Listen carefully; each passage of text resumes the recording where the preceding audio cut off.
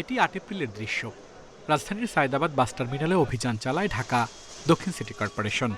উচ্ছেদ করা হয় ৩৫০টি অবৈধ টিকিট কাউন্টার। কিন্তু ১.৫ মাস না পেরোতেই আবারও চালু হয়েছে সেসব অবৈধ কাউন্টার। টার্মিনালের রেলগেট এলাকায় যাত্রী ছাউনি দখল করে বসানো হয়েছে কাউন্টার। কমিশনের ভিত্তিতে চলছে টিকিট বিক্রি।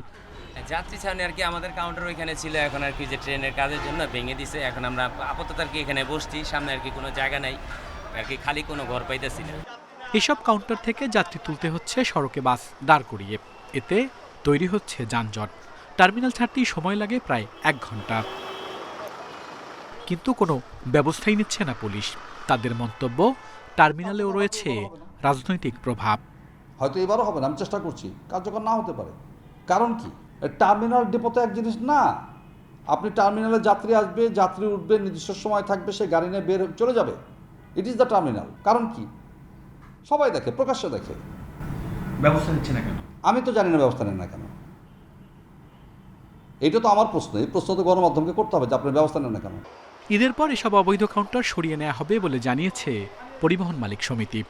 সিটি কর্পোরেশনের টিকিটের মাধ্যমে তারা ৭০-৮০টা দোকান দিয়ে রাখছে, কিন্তু টার্মিনালের ভিতর তো কোনো দোকান দেওয়ার কথা না। থাকলে টার্মিনালের যে আপনার মাস্টার প্ল্যান আছে সেই অনুযায়ী দোকান থাকতে পারে, প্রয়োজনে আরও বাড়ানো যাইতে পারে, সেটা নিয়মের মধ্যে। সেখানে ফেরিওয়ালার মতো দোকান দিয়েছে, সেখানে ওয়াকওয়ে দখল করে রাখছে, ওখানে কিন্তু গাড়ি যাওয়ার ভালো ব্যবস্থাপনা নেই।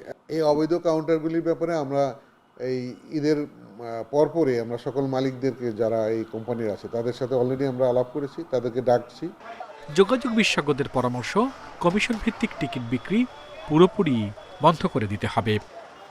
যদি আমাদের টিকিটিং সিস্টেমটা যদি আমি প্রযুক্তির সহায়তা নিয়ে অর্থাৎ অনলাইন করে ফেলি, বা হচ্ছে একটা মাত্র কাউন্টারের ভিত্তিতে করে সেখান থেকে যদি আমরা অনলাইন এবং অফলাইন টিকিট বিক্রি করা যায়, তাহলে দেখা যাবে যে আমার কিন্তু অনেকগুলো দেখা যাচ্ছে যে আমার কাউন্টারের কোনো প্রয়োজন নেই, যেখানে বিশৃঙ্খলা তৈরি করে। গত এপ্রিলে সায়েদাবাদ, যাত্রাবাড়ী ও কল্যাণপুরে ৩৯০টি টিকিট কাউন্টার সিলগালা করে পুলিশ।